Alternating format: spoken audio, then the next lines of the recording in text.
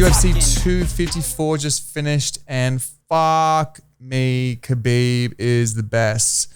But not necessarily the best, but still the fucking best, right? What I want to do is just break down the fight. I want to break down what happened with fucking Gaethje, where Khabib was at, my thoughts on, you know, just the whole fight in general, and most importantly, why Khabib is so good. I want to let you know why Khabib is so good.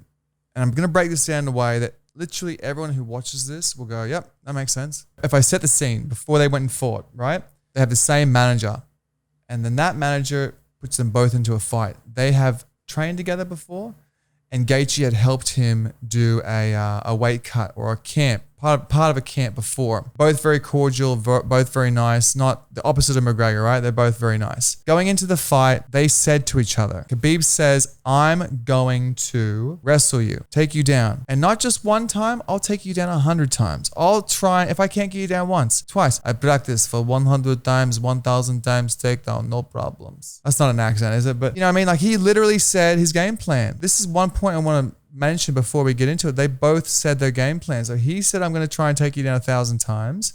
He even mentioned how DC would do one takedown, then abandon the takedown game. He said, I'm going to do that. Gaethje said, I'm going to move away from you. I'm going to punch you hard. I'm going to throw those leg kicks. He even said, I'm going to throw those leg kicks. And then, you know, I'm going to scramble. And when the opportunity's there, I'm going to knock him out. That's my game plan. They both said their game plan, which is so interesting. When it came to the fight though, the Eagle had him beat. I mean, Eagle was almost flawless. He still looked like Khabib though, his normal self, but just kept throwing strikes, kept moving forward. So if I look at Khabib, why do I think he's so dominant? Because he is a wrestler, a strong wrestler.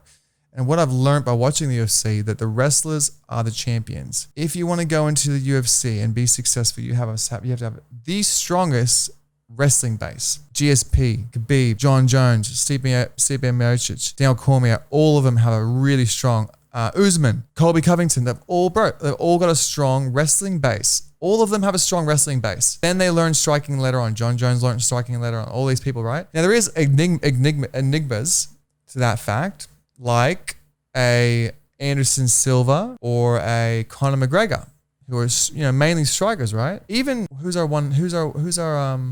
Israel Adesanya, even Israel Adesanya, right? I'm having a fucking mind blank. Even Israel Adesanya is a striker, right? But what do Israel, Anderson, Spider, Silva have in common?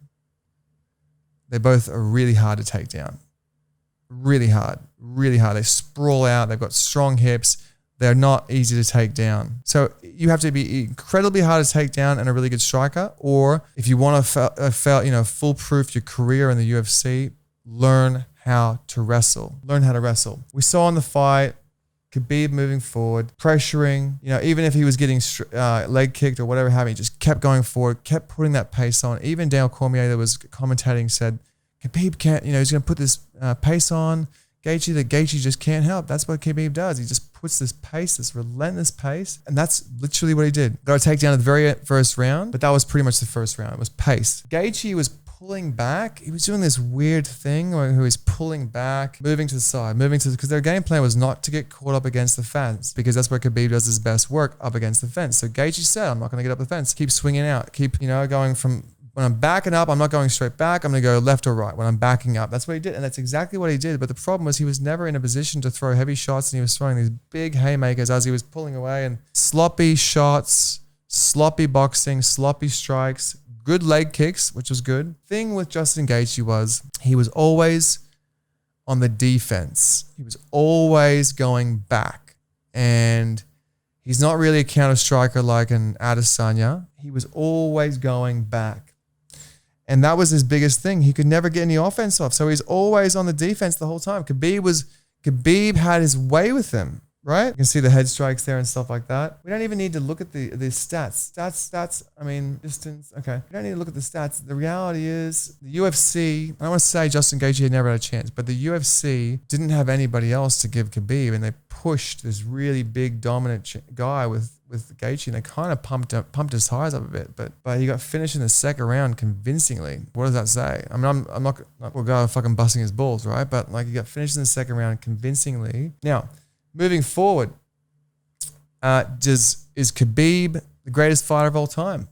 That's the question, right? Is Khabib Nurmagomedov, is he the greatest fighter of all time? John Jones is still number one.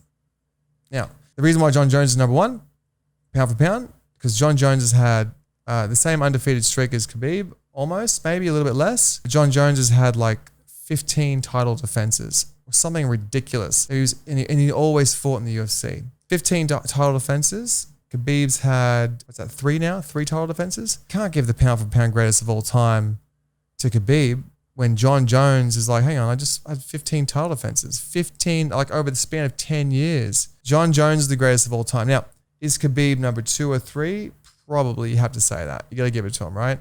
Even GSP had losses. But I would really just love to see, bro, I'd love to see Khabib versus GSP, because it'd be really interesting to see, because they both have that same forward style, takedown style, forward pressure, takedown. Fake the strikes, go for the takedown. Fake the takedown, go for the strikes. They both have that same style, which is probably the best style to be in MMA, because someone's striking is really, really good, but they can't get their striking up that they're scared about getting taken down, right? So the threat, like Daniel Cormier says it, the threat of the takedown, or in his case, the actual takedown, is one of the most important things in MMA. I will say this though, I really loved Khabib saying, he got emotional, which was, I was getting emotional as well when I was watching it. I was crying and jerking off at the same time, which is what I usually do. But he got emotional and he said, I told my mother I'm not going to fight. The mother said, don't fight again. This is what Khabib said.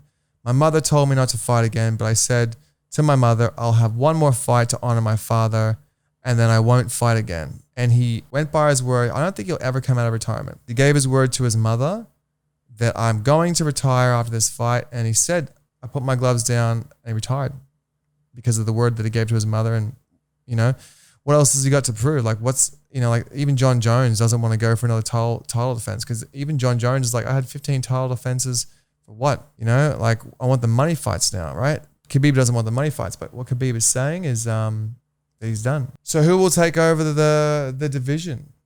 Will it be Conor? Will it be Poirier? Will he get some sort of shot? The UFC is fucking the best at this. They're gonna put them all together. Let's see what happens. I wouldn't be surprised if they turn the Poirier versus McGregor fight into a title fight. That's my prediction.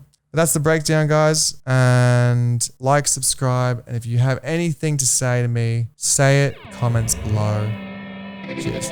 My neon sign says open. Who's looking me over? Looking me over. If I try enough, would you feel me?